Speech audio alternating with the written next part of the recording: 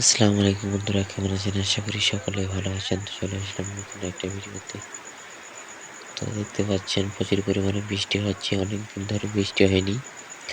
তো বৃষ্টি হওয়াতে অনেক মানুষের উপকার হয়েছে। প্রায় সবারই উপকার হয়েছে। তো ধান খেতে কোনো পানি ছিল না। তো পানি হওয়ার কারণে অনেক উপকার হয়েছে। এখন ধান ধান কামও হয়ে আসবে। তো পানিটা হয়ে অনেক মানুষের উপকার হলো। তো দেখতে পাচ্ছেন প্রচুর পরিমাণে বৃষ্টি আসতেছে। কি পরিমাণে পানি পড়তেছে।